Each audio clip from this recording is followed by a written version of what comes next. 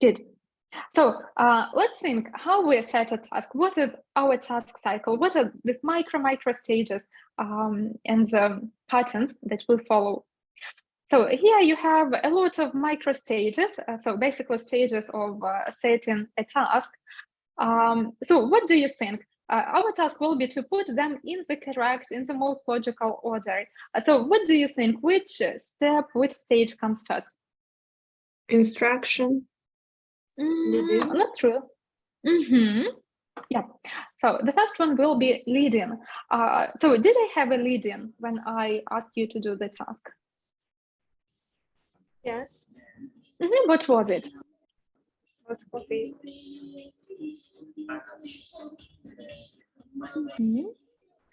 Yeah, so I asked you, like, do you know each other? Do you see each other for the first time today? Or like, do you think you have something in common? So it was just a lead-in to this task, something to get you ready for that. Because if I started with the instruction, that would feel like something is missing. So what goes next then? Lead-in is the first one. Next is? Instruction. Yeah, sure. Okay, so I had the instructions and so no doubt. So what was the next? Maybe demonstration.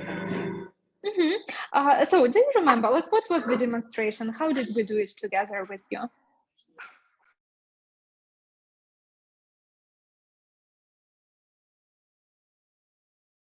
Lisa, Yulia? Did I demonstrate how you can do this task? You give an example that you love coffee.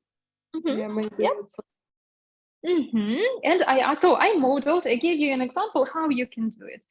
Because without it, it would be a bit more challenging for you to understand like how exactly you need to talk, how exactly you need to discuss it. So I gave you some help. I demonstrated it with one of you, asking this question about coffee, just to show an example how you can do it. Good. So what was next? ICQs. Okay. So what are ICQs? This abbreviation stands for what? Instruction checking questions. Okay, fine. Guys, do you understand? Is it an ICQ? No, it isn't. Right, yeah. So we'll talk more about them, but yeah, it's not. So what goes next?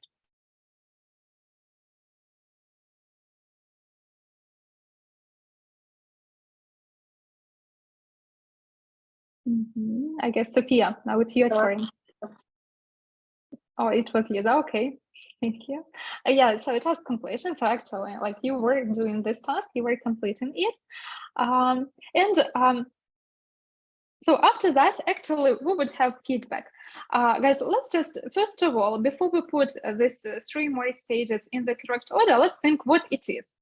So can you look at this one? So that is peer feedback. So what is that, Sophia? What is peer feedback? How do you understand it? General feedback. It's one pair. Not really. So we can have open class feedback when we work all together, or we can have peer feedback. So Lisa. One breakout room. Maybe to give feedback in breakout room. Not really possible, but not. Yes, you are very close. Yeah, that's almost it. Lisa and Yulia, we've discussed it with you a bit today. So any ideas what that? It's when students discuss what they talked about. Yeah, exactly. Yeah, so for example, if we had more than one group with you, after this activity, after you talking like in groups of three, I would put you in a pair with a student, with a teacher, a student from another group, and I would ask you to share like what you discussed with your partners, what three things you found in common. And that would be peer feedback. So you discuss the answers, with your partner before we have open class feedback on this task. Okay, girls, any ideas what this abbreviation means? OCFB. What's that?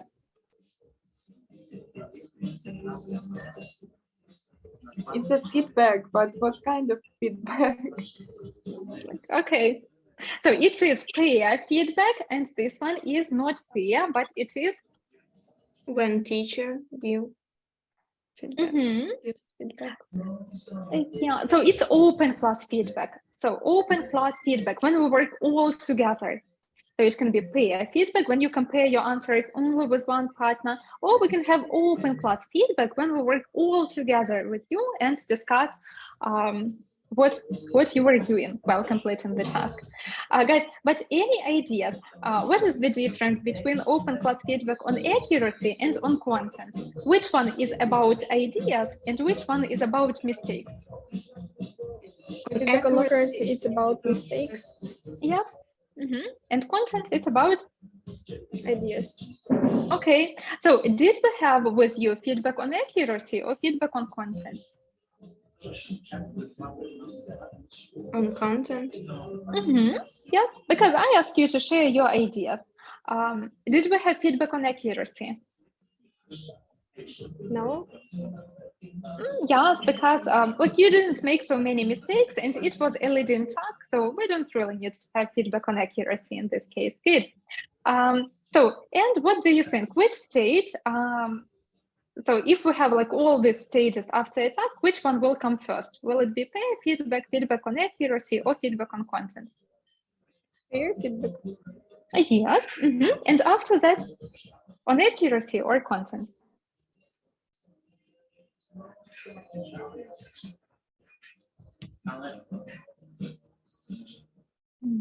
So Yulia, what do you think?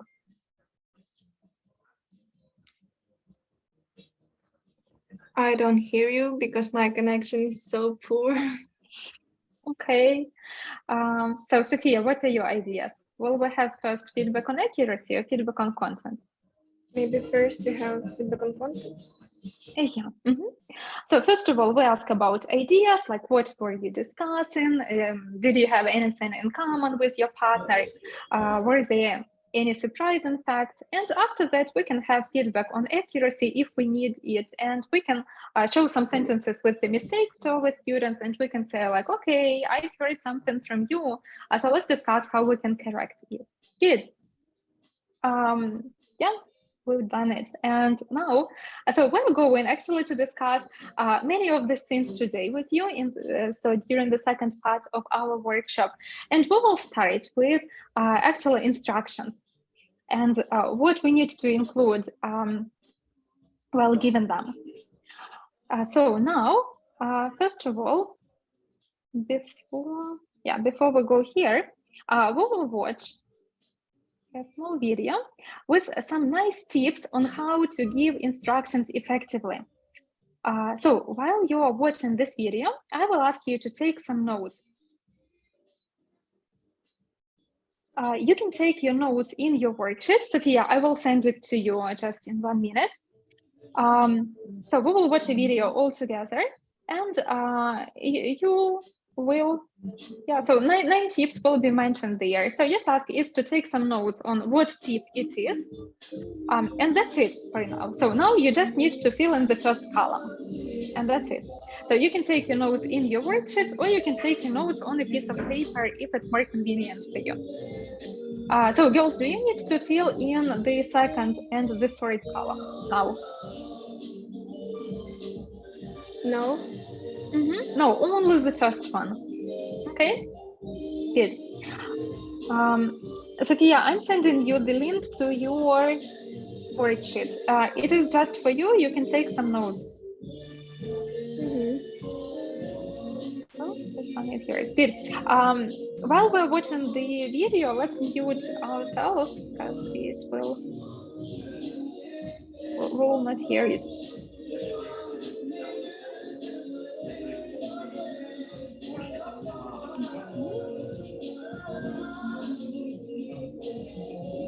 Okay, girls, I can hear some very loud music. I guess it's Sophia. Sophia, please, can you mute yourself? Okay, good. So now let's watch it and take some notes.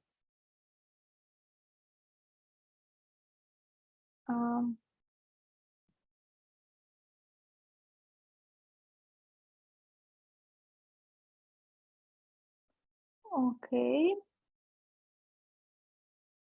I'm sorry. It was what Lisa was talking about, because I have some issues, like technical ones. I can't share my sound. So 1 second. I will try once again.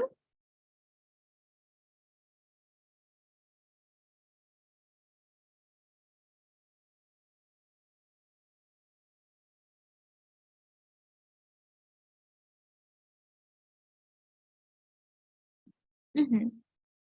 Okay, so I guess that I can't share my sound for now, but let's try it this way. Girls, we will try it. You will tell me if you can hear well. So can you hear the sound of the audio now? Yes. Yep, can you? Yes, not a good one, but we can. Okay, so let's try it this way. So can you see it? Yes. Good. So let's try.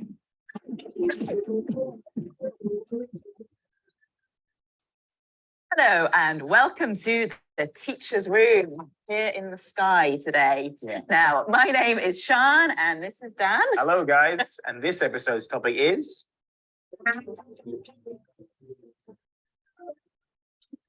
Instructions are so important. You Yeah. get them wrong, the class can blow up, become chaotic. Yeah, So, what are your tips, Dan? well, it's very simple. Number one, don't forget to set a time limit. Tell the students how long they have to complete the activity before you start the activity. Otherwise, they'll be halfway through when you say finished. Terrible. Number two, make sure that you have 100% the attention of the class before you start explaining the instructions, because then you'll have to start from the beginning. It can get all confusing. And number three, What are you saying? listen to me. Don't hand out the material to the students before you've finished explaining the instructions, unless they need to see the material to understand, because as soon as you put that paper in their hand, they go, oh, what's this? And then they stop listening to you completely. Your turn. Your turn. Pay Yeah, attention. grade your language. Make sure you plan what you're going to say. Keep your language short and simple, especially for lower levels. That's it. Okay, Mario.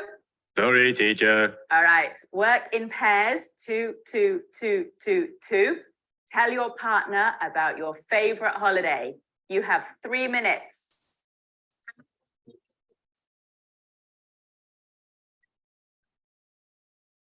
With low-level classes, it can really help to write instructions up on the board so that they can see throughout the activity what they're doing, Don't forget to use gestures, body language.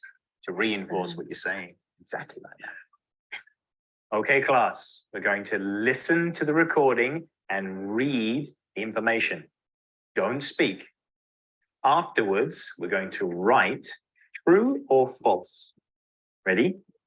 Go.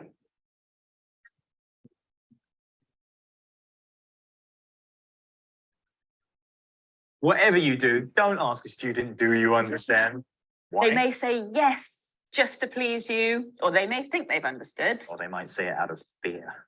Fear, yeah. The key is to use ICQs. Those are instruction checking questions to make sure that the students fully comprehend what they have to do. Yeah, and with particularly tricky tasks, you could get a very confident student up to the front to demonstrate the task with you. Oh. Okay, class, we're going to do a spot the difference activity.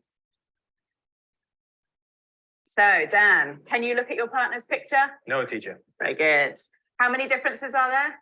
10, teacher? Yes, and how do you find the differences? Talk to my partner, teacher. Yay, well done, Dan. Shall we demonstrate? Yes, teacher.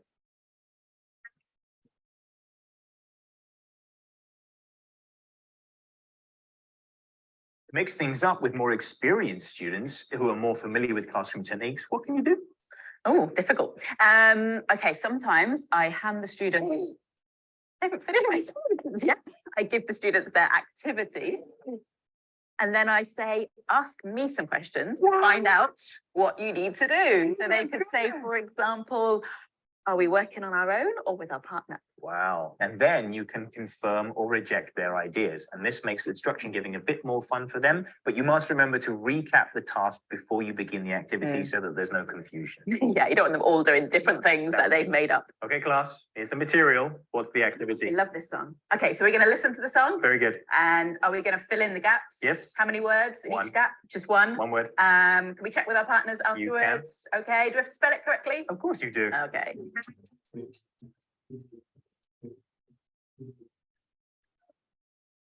Now, Dan has an instruction to give you. Send us your tips. Yes, These were exactly. just our tips. Okay. So, girls, could you hear it like more or less okay? Yes, but I heard some parts better than others, but I think that's fine. Me Okay. too. Good. But you could understand it well, yeah? So that's the main thing. Good. No, I give you 30 more seconds to complete your notes because the video was fast. So you have 30 more seconds just to note down the tips which you didn't have enough time for.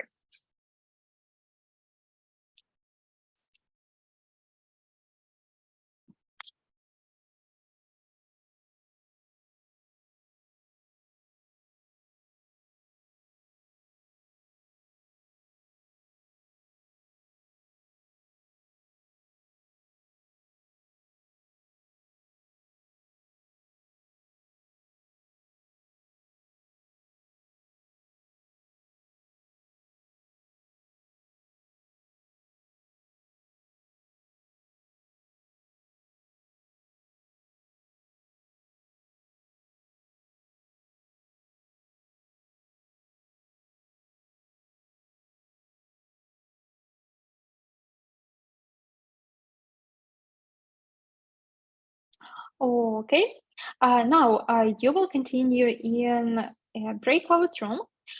So you will need to look at your worksheet once again.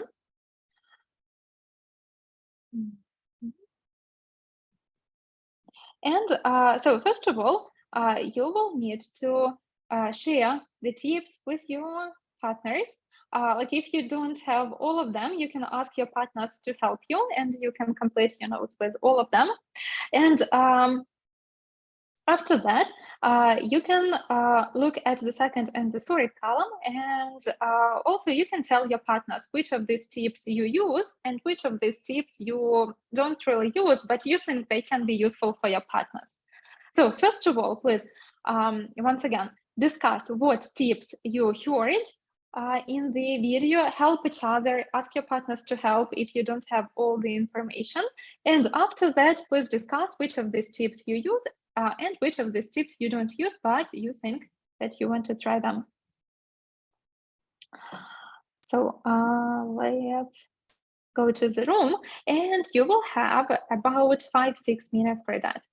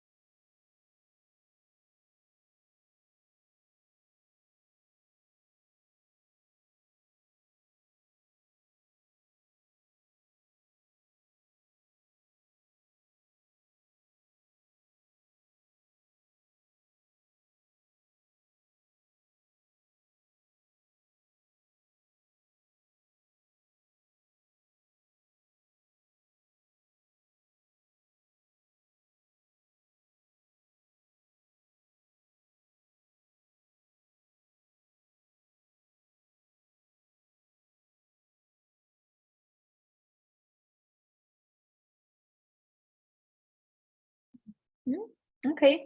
So did you manage to note down all tips which were mentioned in the video? Or like at least most of them? I think yes. Okay. Good. So then, Lisa, a question to you. Which of these techniques do Yulia and Sophia don't usually try during their lessons, but they think it's a good idea and want to do it? Yulia wants to try use more body language because it's a simple way to find attention of students and understand them simply what they need to do. And Sophia thinks the same. And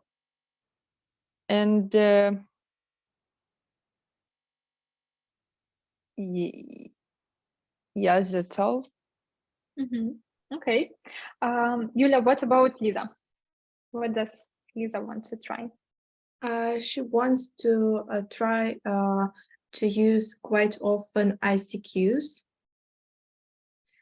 and wants to have 100% of attention on the lesson. Okay.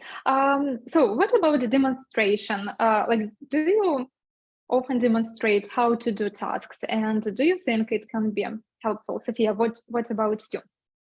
So is it an important part, or is it skippable, and do you often do it? Yes, I think it's better to show rather than explain. Can you please repeat what is the question? Okay, do you often use it in your lessons, and does it help? Yes, I try to use it every time.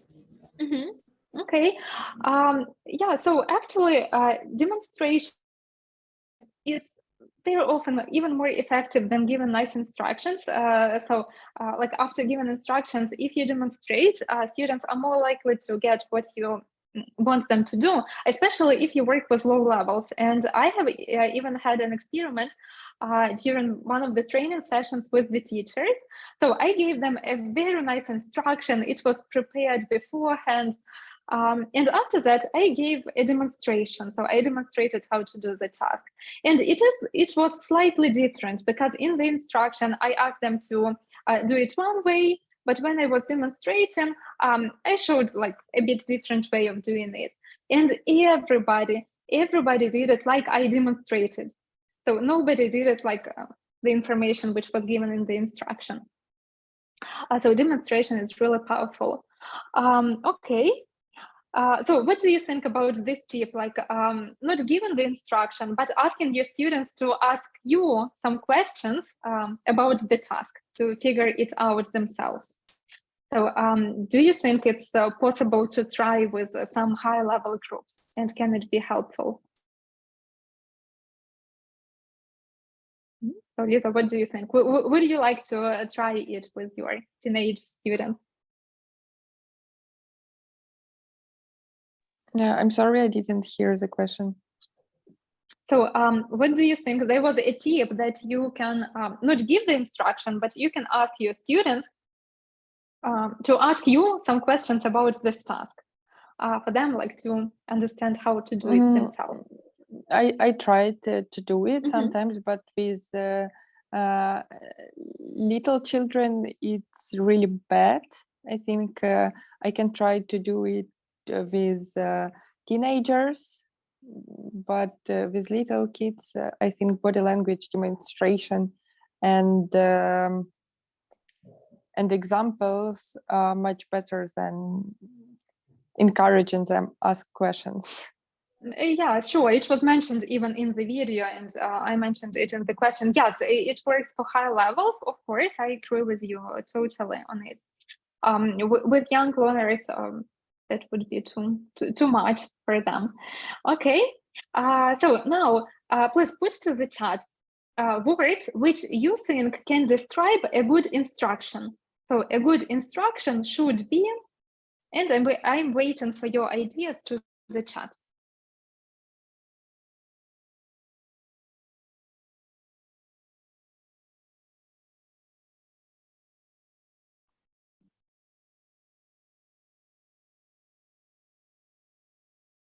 Okay, I can see Yulia's ideas.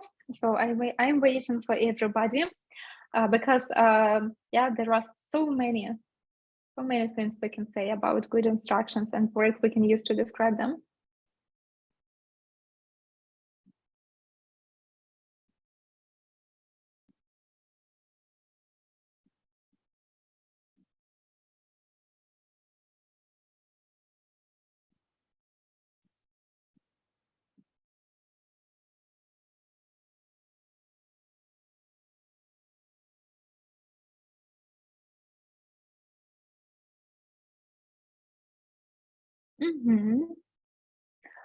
Okay, so let's read what we've got. Short and simple, detailed. I'm not sure about detailed, but it's more about specific. Yeah, so when you give just enough information for your students to get it, so agree. Simple and with body language. Okay, so it all can be helpful. So let's look at some more ideas. So actually, so on this slide, I will mention like almost the same words which you mentioned, but let's have a look. So good instructions need to be short, of course, simple, specific. Yeah, it's more like about so making sure our students know how exactly they need to complete this task. For example, if you ask them to write down some sentences, so to write down a story about their holidays. So that's not specific enough. So you want to be a bit more specific, and you, for example, you can mention how many sentences they need to write, where can they write, do they do it in their books, or can they type, can they use chat for this, or what grammar they need to use for this. Do they need to use the vocabulary lesson? So it's all about giving all the necessary information. Also, it's a very good idea to use imperatives in your instructions. It will help us to make them short. So if you use imperatives or very short, very simple sentences, it will work much, much better than if you use really long constructions. Yeah, so you can just ask your students, please open your book, look at task 1, write the words in the gaps. That's it. So you don't have to make full sentences saying like, now I want you to take your books and open page, blah, blah, blah. Also, it's all about language grading. So if we want our students to understand our instructions, we will need to grade our language. Girls, so any ideas? What's that? What is language grading?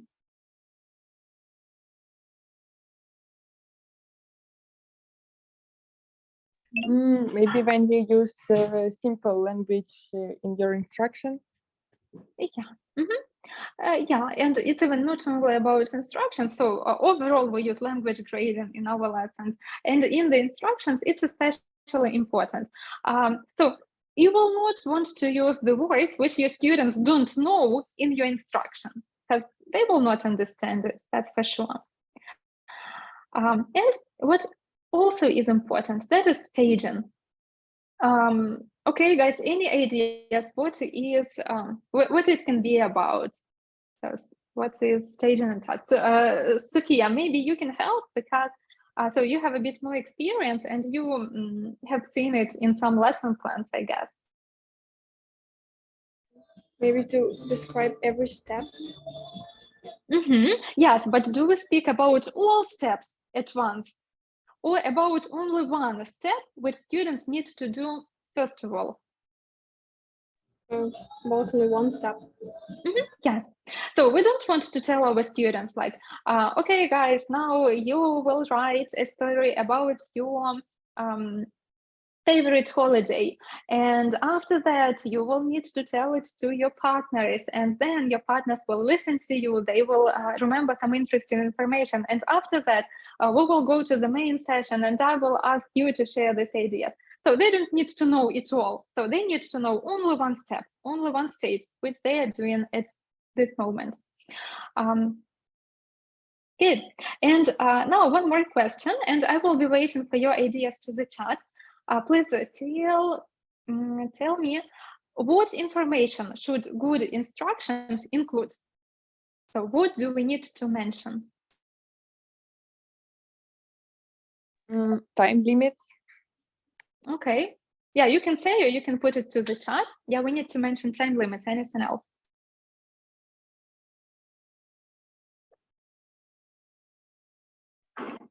We need to say in short sentences what they need to do.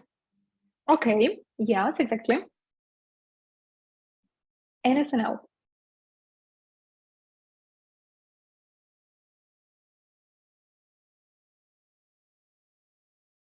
Yeah, as you also mentioned, detailed information. So that's more about like how they need to do it, how exactly.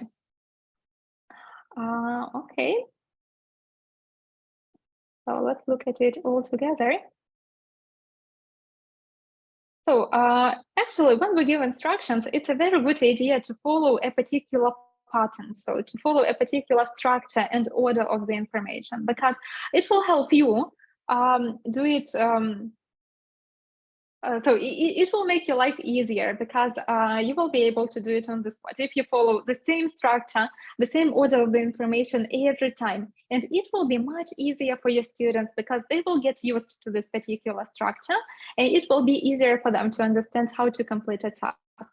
So first of all, yeah, so that is logical to tell our students what they need to do. So you need to complete the gaps, or you need to write the words under the pictures.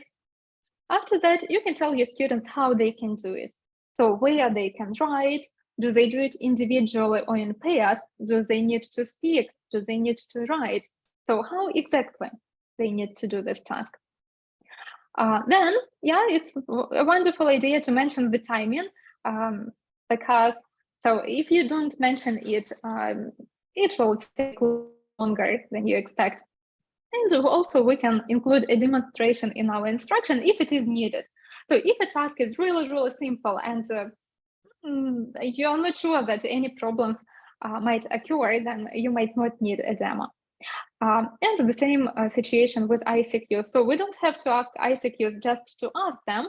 And if the task is really, really simple, we can just skip them. But if something can go wrong with this task, then we would use them to check if our students really understand us. Okay, let's go next. And now I will show you 3 instructions for young learners for low level of English. And you will comment, so you will tell if each of this instruction is good and why yes and why not.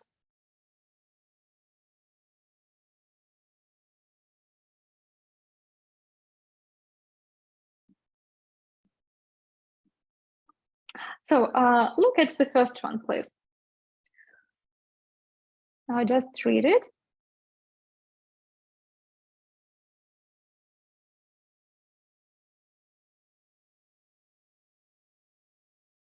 Mm-hmm. And so what do you think? Is this instruction good? Is it a successful one? I think it's kind of good because it consists of short sentences where like it's understandable what to do, but I would add time limits. Okay. Yeah, it would be better if we had some time limits. So anything else, like are there any other problems with this instruction? I think it's instruction only for one student, like who will write about his favorite film character. Like it's better what to say. Then this student will tell their partners, his partners, about them, and you, like other students, you need to guess who it is. Well, it's okay, because it can be about all students, so you will tell it to your partners. Okay, so anything else which we have discussed with you? We can add ICQs, yes. Oh, yeah, of course. But yes, we can add ICQs and demonstration. But what about staging, guys? Do we tell our students only about like one little stage of this task, or do we give a bit too much information for them at this moment? Firstly, we can just tell them, write about your favorite film character, give a time limit.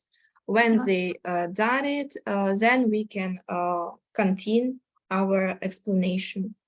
Yes, exactly. And it would be enough because they don't need to know what they will do then, what will they do after it.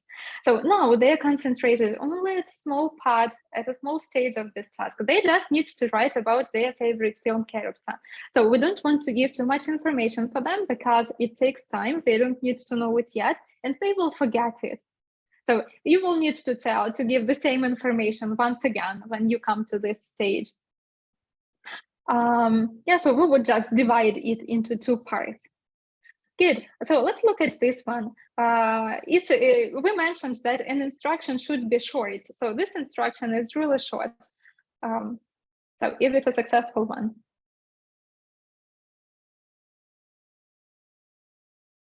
I think that No, it's not bad, but we can add time limit also. Okay, but will the students understand like how exactly they need to describe this film character? No, probably they will begin to describe it with his name, while Thank you. actually the task is to guess. Mm-hmm. Yes. And also, so if you give an instruction like that, there is a risk that all your students will do it in a different way and probably not like the way you want them to do it.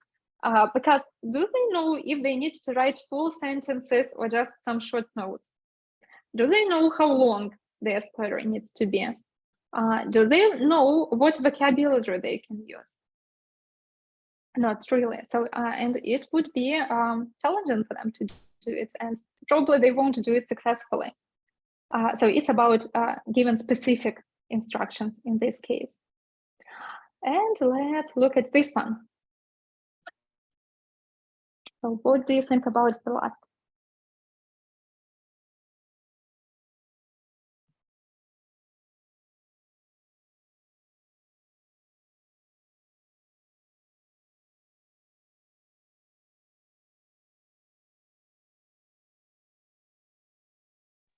Yes, it's a very good instruction. Okay, so what makes it good? Oh, there is a misprint. Sorry, it should be listen. Yeah. First of all, it's a demonstration of a task. Second of all, it's specific, so we know that we need to write 5 sentences. And timing is also there, and ICQ questions are also present. Mm-hmm. Yes. So what about sentences? Are they short or long?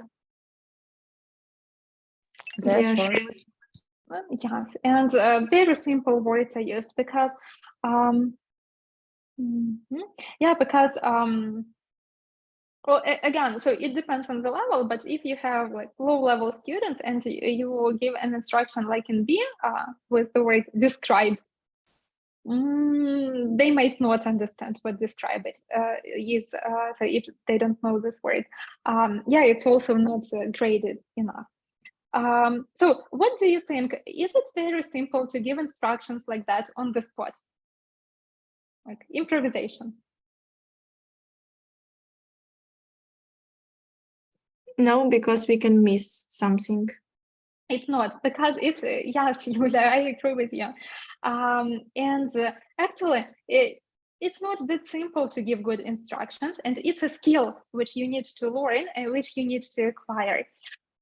So I always recommend to new teachers, and not only new teachers, to write down the instructions you want to give to your students for some tasks.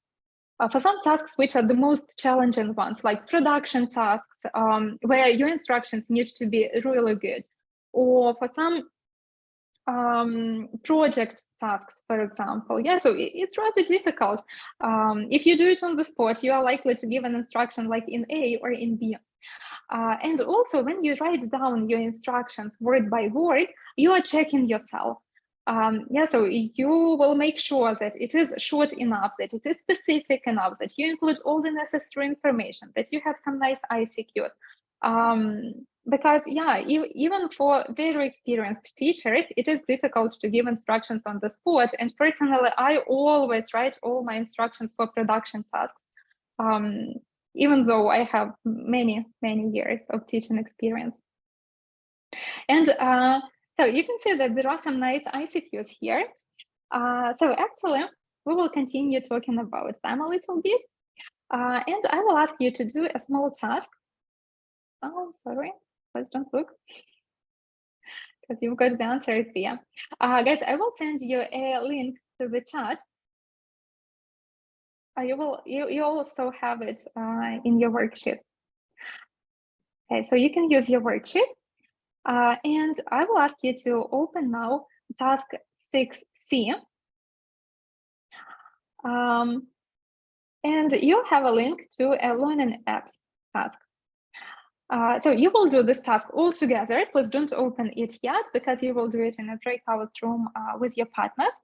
And first of all, you will see the instruction. The instruction is okay, so you don't have to change it. Please don't forget to read it. After that, you will see some ICQs based on this instruction. And your task will be to decide all together if it's a good ICQ or a bad one, and put it in this or that category. If you forget what instruction was, you always can click here on this question mark, and you will see this instruction again, so you can read it again if you forget. You will do it together with your partners, and you will have about 4 minutes for that. So girls, where can you find the link to this task?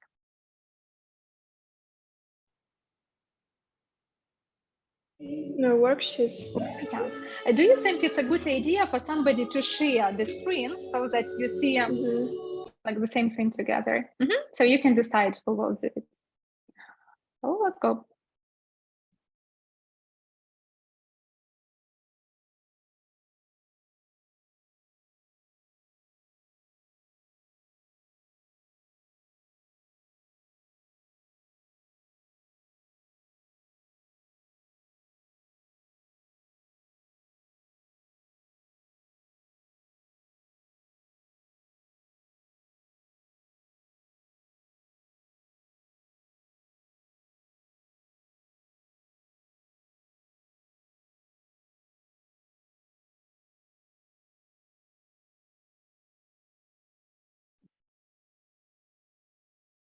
Okay. Let's do the same as we did with the instructions. So please put to the chat which words we can use to describe good ICQs.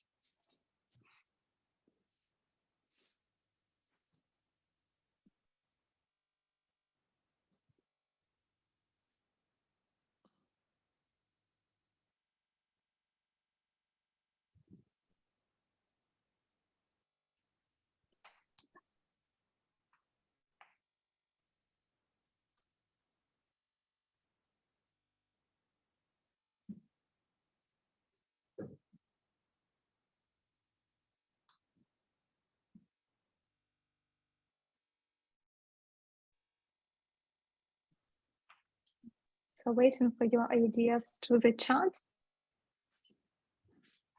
Okay, Lisa says not obvious. Relate. So they need to relate to the task. Specific, yeah, specific is always correct. It's always a good thing to do. Fine. Okay, so let's look at my ideas on the slide. Not too obvious. Yes. With a short answer, this one is also really important. So when you prepare some ICQs, you need also to prepare the answer. If you prepare only a question, you don't check yourself, because you need to make sure that the answer is short. That is why we don't ask our students, what do you need to do? Like, did you understand everything? Because if your students start telling you what they have to do, the answer won't be short, and it will be difficult for you to check if all students understand how to do the task.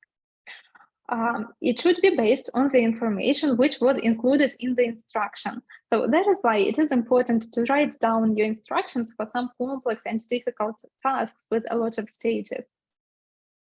and they need to be needed.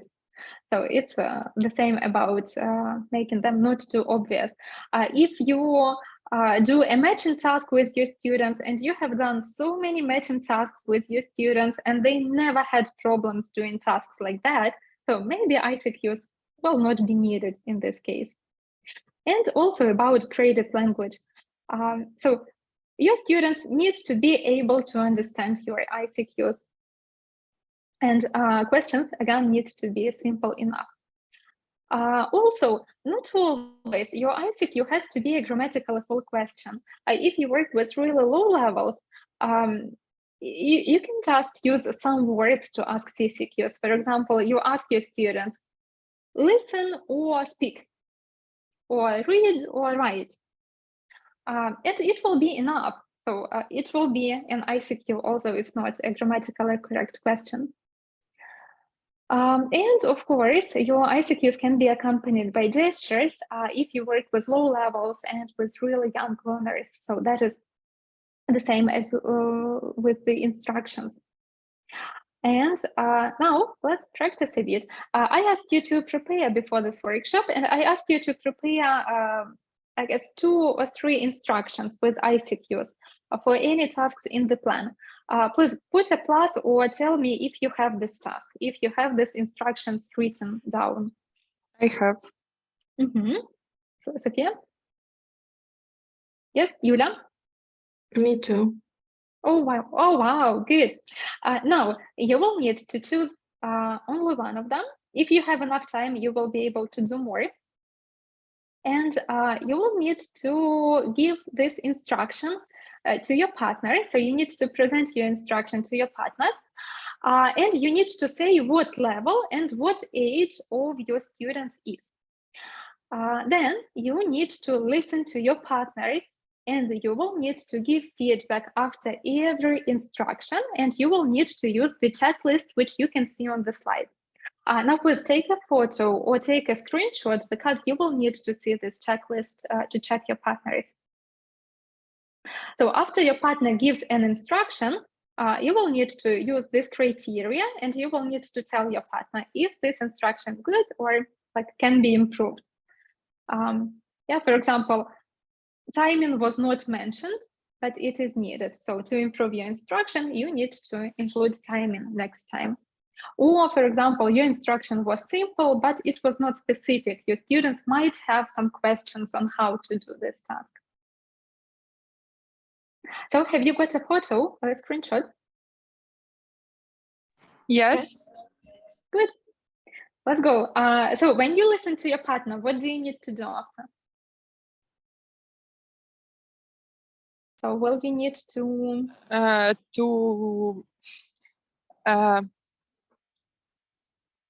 I forgot the word, but we need to add something checklist. or...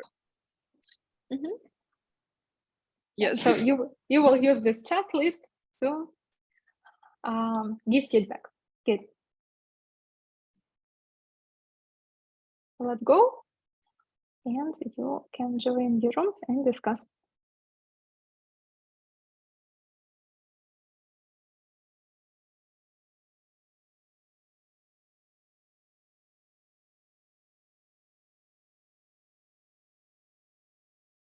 Okay. So what about the instructions which you heard from your partners? Lisa, did you get any recommendations on how to improve your instruction from Lisa and from Yulia? Or from Sophia and from Yulia? Yes, we collectively decided that I need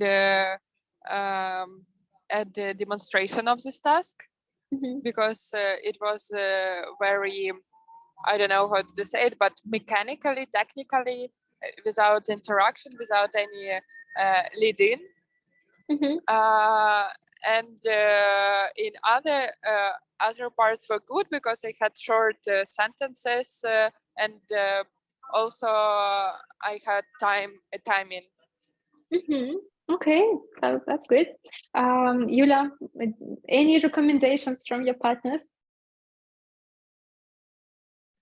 It was about a demonstration and that I can give an example. Mm-hmm. Yeah, so good. It works. It helps. Good. And girls, one more question to you. What do you think? Would it be easy for you to give this instruction on the spot without preparing it before the lesson? Not for me. I don't know. Maybe for experienced teachers, yes. For me, no, it's not. It's not. So if you have a difficult task in your plan and the instructions are very complex, for example, you have a game like this Battlefield, but I don't remember the name, but you get it. So the instruction is really difficult. So in this case, it's a good idea to note it down before the lesson and save a lot of effort during the lesson and a lot of time during the lesson as well. Good. Thanks a lot. And now, please answer my questions very, very quickly. So, girls, are good instructions short or long? Short. Short. How many ICQs should you ask? What do you think? 3, 4. Yeah, like not too many. Do you always need to have a demonstration? Not always. Most of time. But it will be better. Not always. You don't not always need it. If the task is really simple, why would you waste some time on it? It's for more challenging tasks. Yeah, then it would be great. And for low levels, so you will demonstrate more with them. Okay. Good. Girls, I asked you some questions to check how well you understand what ICQs are and like recollect some information we've discussed. Any ideas? What is the name of questions like that? To check if you understand the topic correctly. ICQs. Sophia, once again? ICQs. Mm, CCQs. yes, in this case, this is CCQ. So I used some CCQs to check if you understand what ICQs are. Good. Now we will move on to the next part, and I will show you 2 short videos which we made together with some teachers. And your task will be really, really simple. Okay. Yeah. So you will just need to watch this video and you will need to think about answers to these 2 very simple questions. So what is the difference between these lesson demonstrations and in which video are students more likely to remember the information better and why? You've got the same question in your worksheet as well. So you can open it and it will be task 7A. So now we will start with video number 1.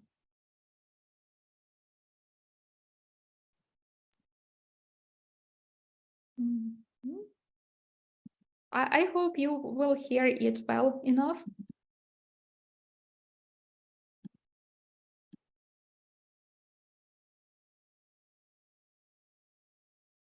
Our today's topic is... Girls, can you hear? Can you see it? Okay. Yes. Present perfect. We use it to talk about past experience. For example, I have visited friends. We don't state the exact time of the event because the fact that I had this experience is more important than the exact time when it happened. To make a sentence in present perfect, we use the subject and then comes have and the verb in the third form or the verb plus ending ed. With the third person singular, we use has instead of have. To make a negative sentence, we use hasn't or haven't. Is everything clear? Yes. Do you have any questions? No. Okay, so that was number 1. Now video number 2. You like traveling? Oh. Yes, One very second, sir. much. Me too. Maria, do you travel often? Maybe once a year in summer. I see. Alex, have you visited other countries?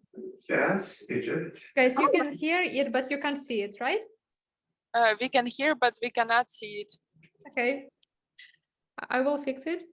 I'm sorry, I have some technical issues today. It's not a usual case. Okay. Yep.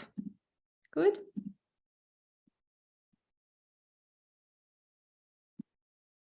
Our today's topic is present perfect. We use it to talk. Girls, I'm sorry. 1 second. This one.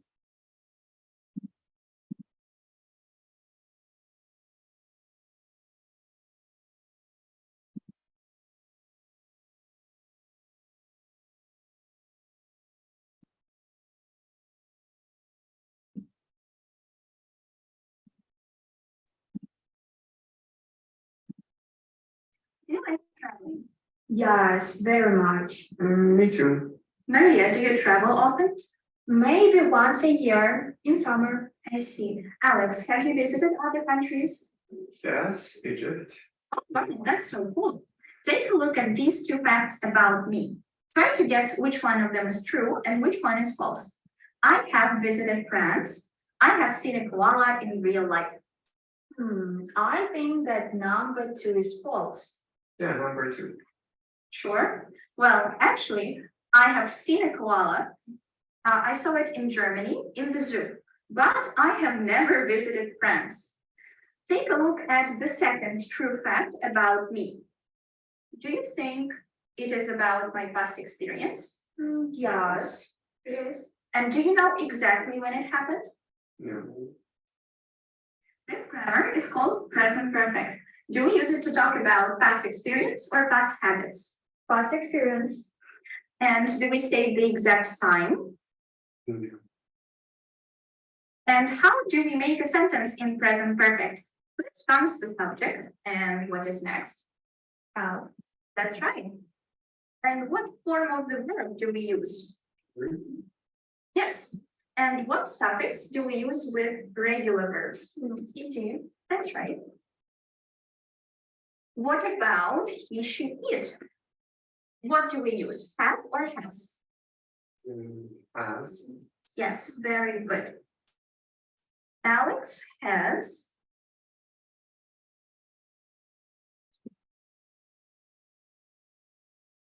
What comes next? Traveled. Yes, that's right. And is it a positive or a negative sentence? It's positive. Yes. Let's try to make a negative form together. Okay. Now we will continue in a breakout room, and you will need to discuss 2 questions which you have in your worksheet. So let's do it fast, and you'll have just 2 minutes to share your ideas.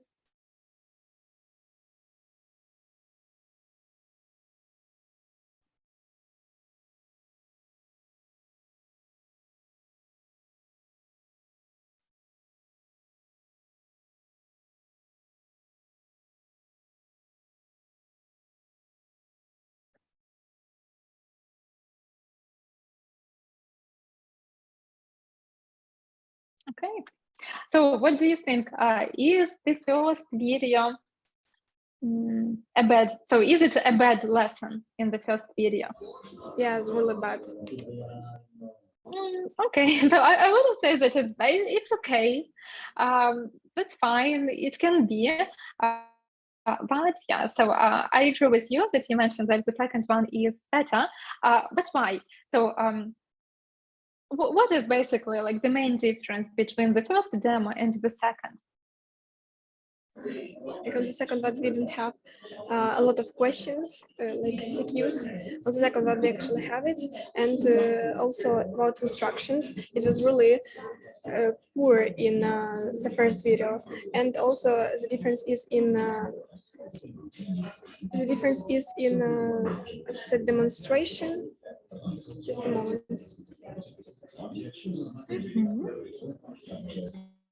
And also we told that it's included personal experience of students. So they knew exactly how to use it and when to use it. Yeah, So we are creating a context, yes, leading for this part, right? So what about, so in which video was the teacher explaining, and in which video was the teacher eliciting the information? So what about number one, explaining or eliciting? Explaining. And in number two? Eliciting. Yes, eliciting, and also asking some CCQs, which is also kind of eliciting. Good. Girls, I'm sorry, I will keep you about 10 minutes longer than I promised, because I want us to discuss CCQs. Okay, so good. And actually, yeah, so in Green Country, we try to use eliciting more than explaining, because again, as we discussed with you, so in the previous part, that we want to increase student talking time and we want to decrease teacher talking time. We want our students to take an active part. We want our lessons to be student-centered. And that's why, so we try eliciting very often. So we not give the information, but we get the information from students by asking some nice questions to them. And we can check if our students really understand the meaning of something if we use CCQs.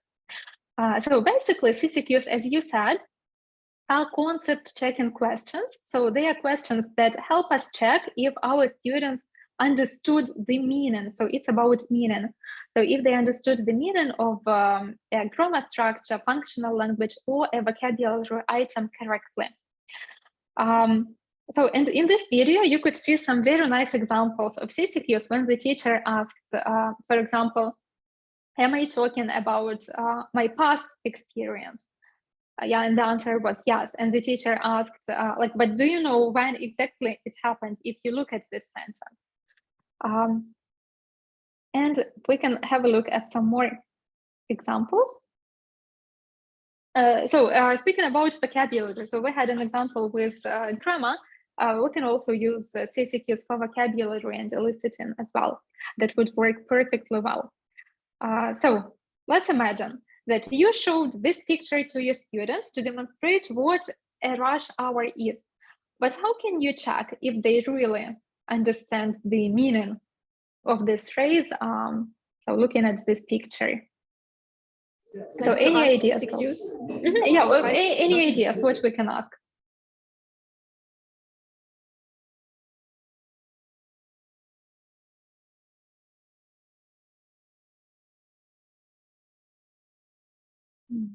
So we can see some examples here. So we won't ask if it's clear, now we know it. So here you can see some examples of questions which can work as nice CCQs. So we can ask, like, are there many people in buses and underground trains during the rush hour? Or what time does the rush hour usually start in our city? Or is it comfortable to use transport during the rush hour? And if your students give correct answers to these questions, then you know that they understand this phrase correctly. Or, like, for example, you have clarified, you have discussed with your students the difference between mustn't or don't have to, or maybe they had it in their self-study. So what do you think? If you ask a question like, guys, what is the difference between mustn't and don't have to? Do you think it will be easy for your students to answer and it will be effective? Maybe no. No, guys, if you ask me this question, it will take me some time to give the answer because it is challenging and it's difficult to do on the spot, especially for the students. And what will you check with this question? Basically, if your students give you the correct answer to this question, it means that they know the rules which they have in their self-study or in their books. But we don't need our students to know the rules by heart, but we need them to understand the structures we are talking about. So instead, it's a good idea to provide some model sentences. You could see some model sentences in the video example as well.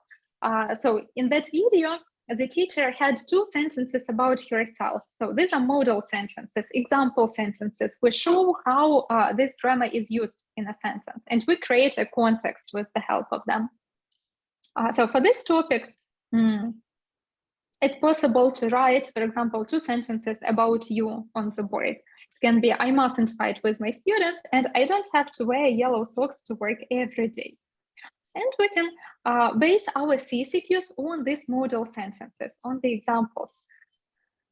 For example, can I fight with my student? Will I be punished if I do so? Is there a rule which prohibits fighting? Or can I wear yellow socks to work every day if I want to? But if I don't want to, can I wear something else? Is there a rule which regulates what color socks I can wear to work? And again, if your students give correct answers to this question, it means that they understand when we use mustn't, when we use don't have to. And we use the context and the model sentences to make it more effective and help our students remember the information better. So speaking about CCQs, they can be different questions. So in my examples, you could see like basically general questions, but we can use any types of questions. So they can be yes/no questions, special questions, alternative questions. To make, if you want to make it a bit easier for your students, ask an alternative question, because they will have just 2 options to choose from, and it will be easier for them to give the answer. Or we can base our CCQs on some pictures. So we show a picture of a river and an ocean, and we ask our students, so in which picture we have a river, in 1 or 2? And they don't have to be questions at all, because you can just ask your students to show some examples, or to give some examples, or to give some synonyms. And anyway, it will work as a CCQ. So for example, you are learning colors and you ask your students to show some red objects. It's a nice CCQ, although it's not a question. Okay. Yeah, and now, second.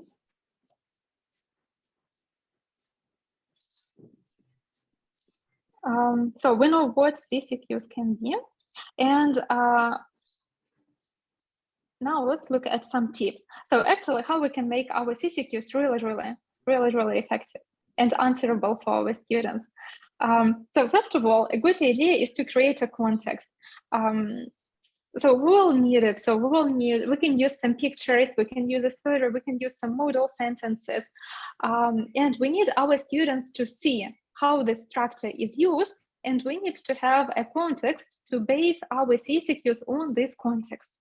Yeah, in my example with mustn't and don't have to, I use the context with the socks and with fighting, and it was memorable for my students. It was easier for them to answer the questions, and they have some associations, visual associations as well with this topic.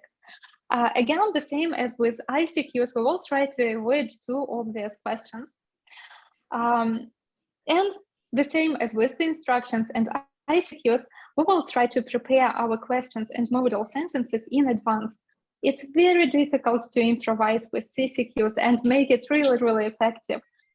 So it's an important thing to prepare.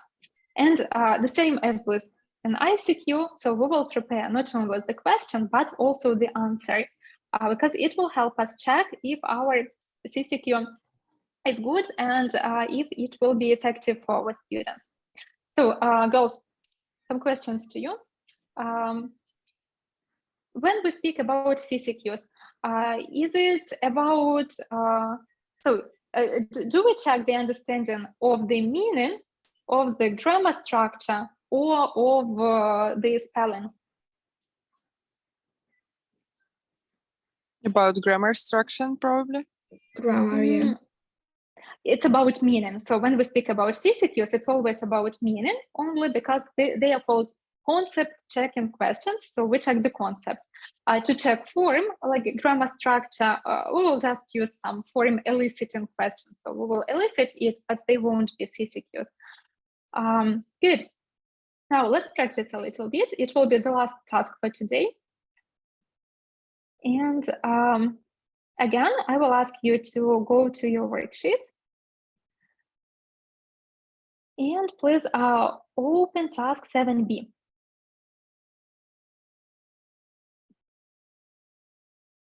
Again, you will work all together, and I will ask one person, one teacher to share her screen. So you will open the cards one by one, and you will see the task here. So it can be a vocabulary or it can be grammar. And your task will be to try to provide some CCQs on the spot. So if it's about grammar, then you will have a modal sentence. So you will have a context and you will need to base your CCQs on this context.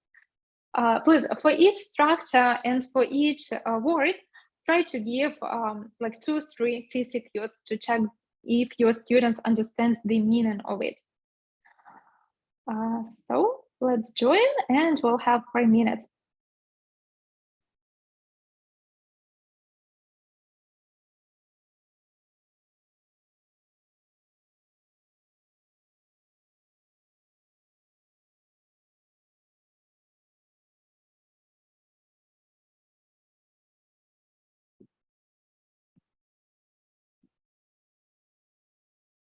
So girls, please join.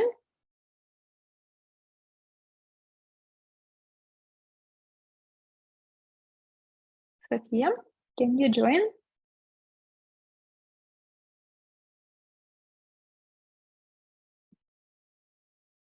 Good. Yeah, so actually, I could hear your CCQs and we have discussed them together with you.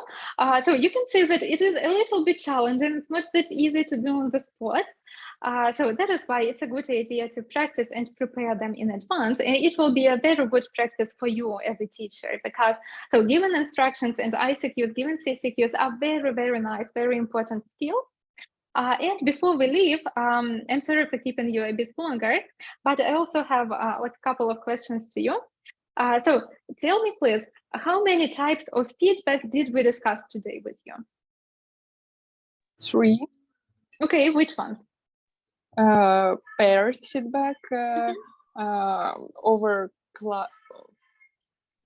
Open class. Open class feedbacks on content and on accuracy. Okay, Sophia, which comes first? Feedback on content or feedback on accuracy? First, feedback on content. Like first, actually, pair feedback. Then feedback on Yeah, content, if you and have then it. accuracy. Okay. Good. And should your instructions be specific? Yes. Should you prepare CCQs and ICQs in advance? Yes.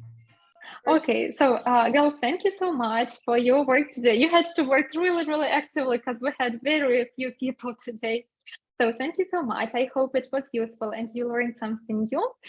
So I will send you a letter on Monday with the presentation and all the additional materials which we used. So you will be able to look it through again. And if you have any questions, you can always text me on Telegram or on my email, and I will be glad to answer. So thank you so much and have a good evening today.